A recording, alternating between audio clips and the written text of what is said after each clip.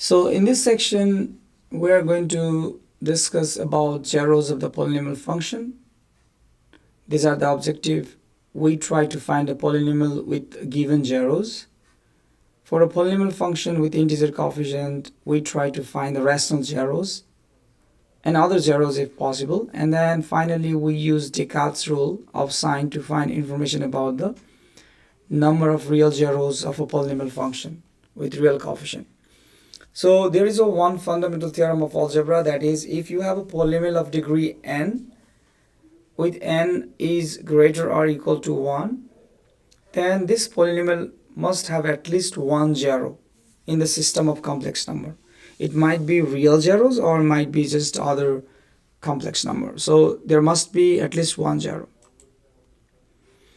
If you have a complex zero in this form, like a plus bi, where I is an imaginary number, then there's supposed to be another zero which is conjugate of this zero. So for example, let's say you have a polynomial function with the zeros 3 plus 2i, then 3 minus 2y is supposed to be also the zero of that polynomial function. Similarly, if you have zeros like 3 plus square root of 2, which is here square root of 2 is an irrational number, so this is called irrational zero, then 3 minus square root of 2 is supposed to be also zero of that polynomial function. So they always come in a pair.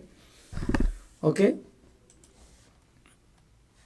And there is a rational zero theorem. It says if you have a polynomial function where all the coefficients are integers, so these coefficients, they're supposed to be integers, then consider a rational number denoted by p over q, where p and q are relatively prime. So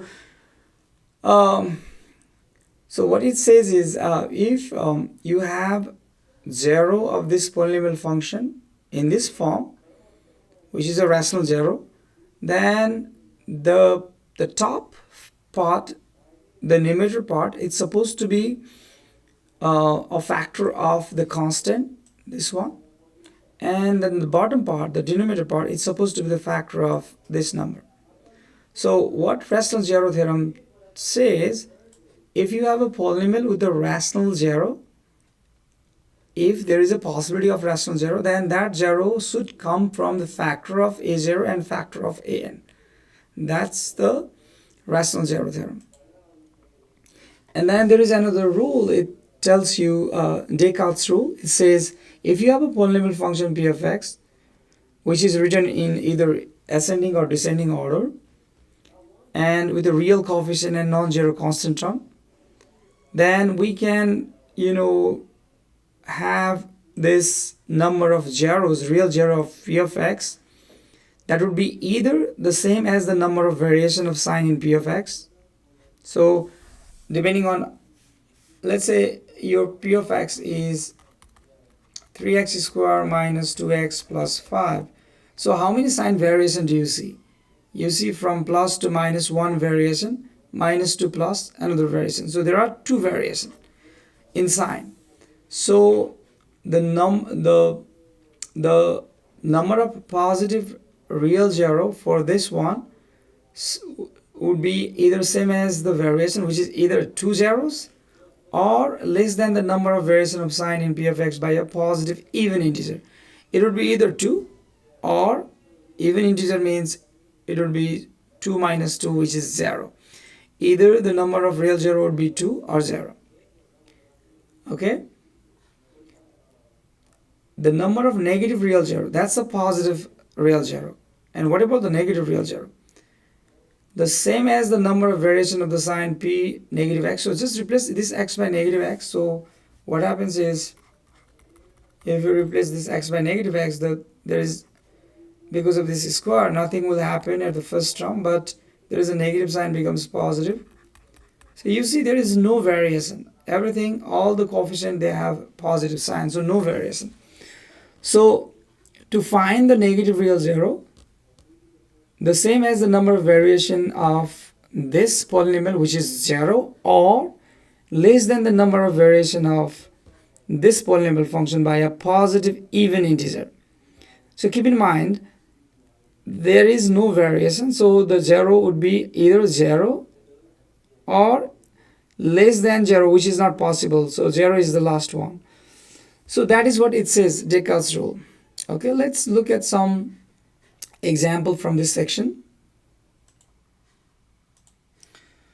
Question number 1, find a polynomial function of degree 3 with real coefficient that has the given 0. So keep in mind, from the factors theorem in previous section, if -2, 3 and -5 are the zeros, then you're supposed to be able to write down the polynomial function f of x as a, which is a coefficient we need to find, x minus the first zero, which is -2, so it becomes x plus 2, x minus the second zero, and x minus the third zero, which becomes +5. So this is supposed to be the polynomial, okay, with the 3 real zeros. If you expand this, you're going to get something, but based on the given information, the polynomial function, they are giving us the coefficient of x cube, where in this case, if you multiply this, all of this, the coefficient of x cube would be a. So based on this given information, a has to be 1. You see that? If you multiply all these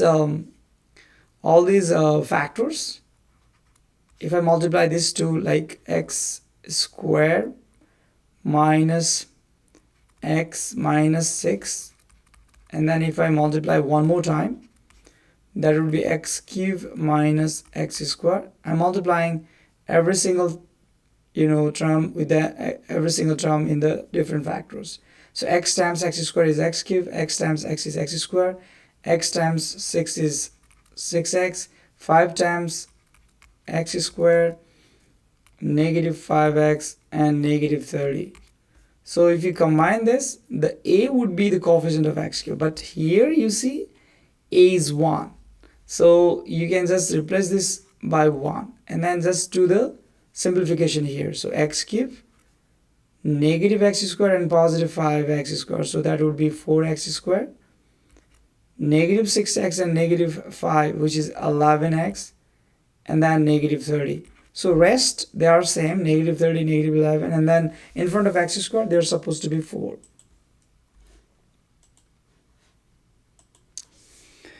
Okay, 20. So I'm going to choose, let's say, this one. Find a polynomial function of degree 6. Our job is to find a polynomial function of degree 6 with the -1 as a 0 of multiplicity 3, 0 as a 0 of multiplicity 2, and 1 as a 0 of multiplicity 1.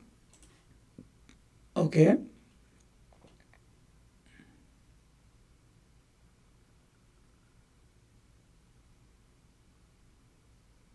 Okay, so how do you write it? The polynomial function f of x would be always a, which is the coefficient we don't know, x, okay, it's given there. Use 1 for the leading coefficient, so you don't have to write down a is 1, it's given. So now you just need to, use the factors from the zeros. So first one is x, the first zero is -1, so that negative and this becomes 1. With the -1 as a 0 of multiplicity 3, then the exponent has to be 3 for that factor. X minus 0, 0 is another 0 with the multiplicity 2, and 1 as a 0 of multiplicity 1. X minus 1, there is a 1, so you don't have to write down that. So this is the polynomial function, and they are asking us to write it down in the expanded form, so just multiply that. So this is actually x plus 1 cube is, just do the simplification, that is x plus 1 cube is actually x cube plus 3x squared plus 3x plus 1. If you multiply this, then this is what you are going to get. And there is x squared, so you multiply that by x squared. You multiply that by x squared. If you do that, it would be x to the power 5, 3x to the power 4 plus 3x cubed plus x squared. So I'm multiplying this thing by x squared. This 0 doesn't matter. And now finally we multiply this by x minus 1. So multiply by the x first, which is x to the power 6 plus 3x to the power 5 plus 3x to the power 4 plus x cubed minus everything, x to the power 5 minus 3x to the power 4 minus 3x cubed minus x squared, and then simplify that. So if you simplify that, x6 would be here, x6 would be here, 3x to the power 5 minus x to the power 5, which is 2x to the power 5, 3x to the power 4 minus 3x to the power 4, it's gone, x cubed minus 3x cubed, which is negative 2x cubed, and negative x squared. So this is the polynomial. X to the power 6, x to the, what is that? X to the power 6, x to the power 6 minus 2x to the power 5 minus 2x to the power 3, and then finally minus x squared. So that's the polynomial. I don't know what happened. Maybe I missed the multiplication here. x6 2x to the power 5 minus 2x cubed minus x squared. So what did I do wrong? Okay, negative 1 is 1 0 with the multiplicity 3. That's good. X squared and x minus 1. So when you multiply x plus 1 3 times, let me check that one. Maybe I did wrong here. If you multiply x plus 1 3 times, x plus 1 times x plus 1 times x plus 1. If you multiply this two, it will be x squared plus 2x plus 1. And if you multiply that by x plus 1 again, it will be x cubed plus 2x squared plus x squared plus 2x plus 1, which is x cubed plus 3x squared plus 3x plus 1. That's what I have used here, x cubed plus 3x squared plus 3x plus 1. And then multiply that by x squared. So x to the power 5, 3x to the power 4, 3x x cubed plus x squared. And multiply that by x minus 1. So x6, 3x to the power 5, 3x to the power 4 plus x cubed minus x to the power 5, 3x to the power 4, 3x cubed minus x squared. So what happened here? What happened here? x6, 3x to the power 5 minus x to the power 5. It's supposed to be plus. This is plus and minus is supposed to be plus. And then for x cubed plus minus, it's supposed to be minus because the higher one has a minus. The only mistake I did here was this one. It's supposed to be plus instead of minus. That's the only mistake I did. Excellent. Okay. Suppose that a polynomial function of degree 5 with a rational coefficient has the given numbers as zeros. Find the other zeros. If negative 5 over 6 is the 0, then positive 5 over 6 is also 0. 0 is 0. And then 5 minus I. So if you go and check this one, it says if you have a conjugate complex number a plus bi is a 0, then its conjugate is supposed to be 0 as well. So 5 minus I is 0. Then 5 plus I also has to be 0 of that polynomial function. Okay, find the rational zeros and then the other zeros of the polynomial function. So this is the polynomial function. We need to find out the rational zeros. According to the rule, rational zero theorem, if there is a rational zero, it comes from the factors of the constant divided by the factors of the coefficient of the highest degree term. The coefficient of the highest degree term is 1 here. So to solve this problem, first of all, find the factors of negative 33, which is a0. What are the factors of negative 33? These are plus minus 1 always, plus minus 33 always. This is divisible by 3, so plus minus 3.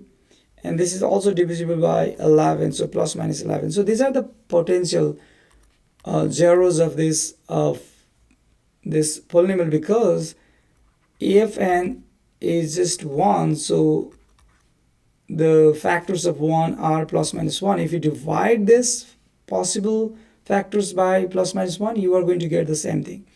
So these are the potential zeros. So to find out the zeros, I'm going to say, let's say 1 is the zero of this polynomial function.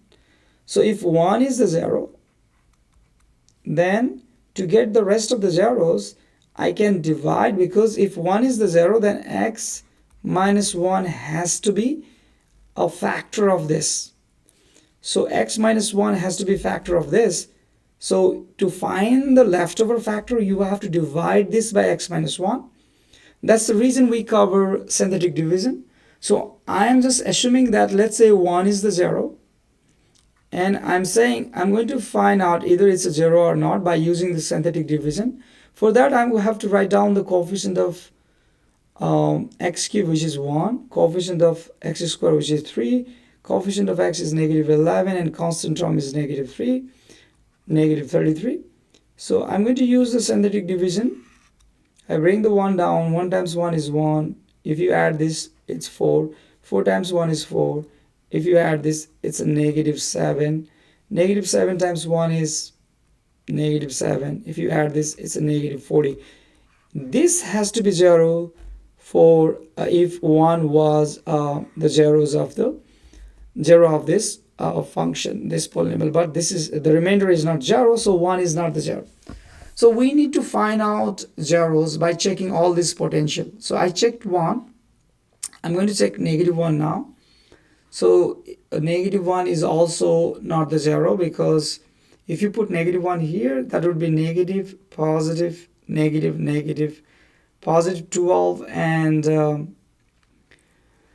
positive 15, and then a negative 34. That is also not 0. So 1 and minus 1, they are not 0.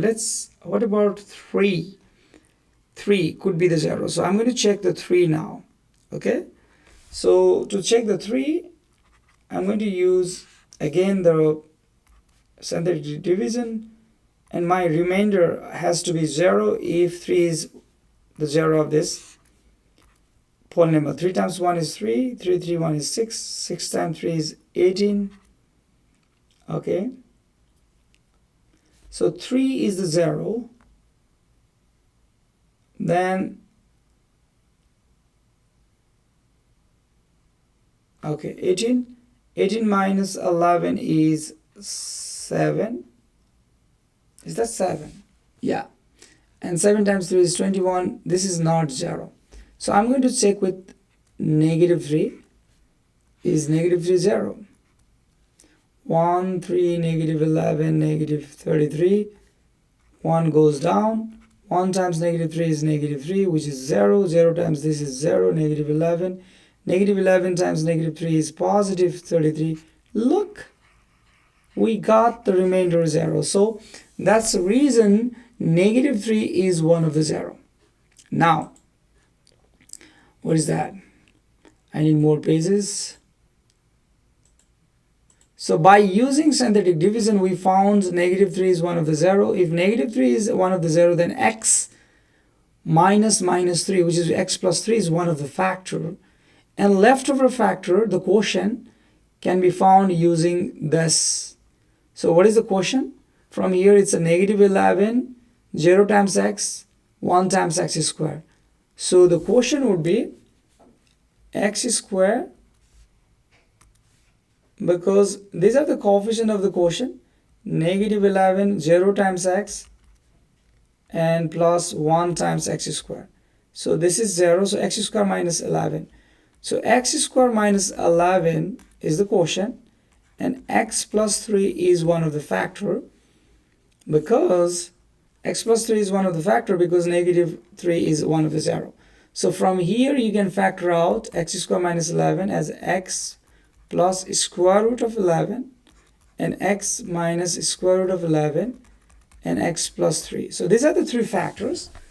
So what are the zeros? Zeros are plus minus square root of 11 and negative 3.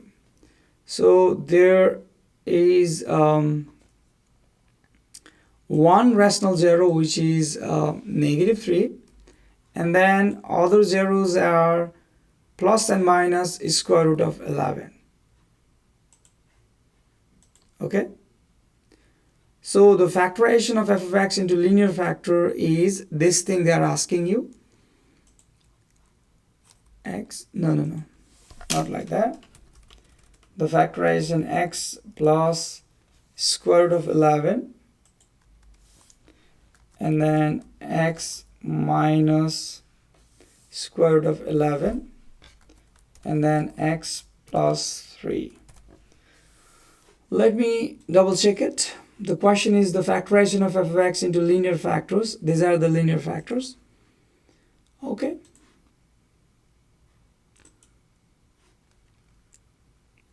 This is the very similar question. Find the rational zero factor of f of x. Very similar question. Find the rational zero. Okay, so these are the very similar question. You just have to use the rational zero theorem and you'll be fine. Okay, that's all for this section.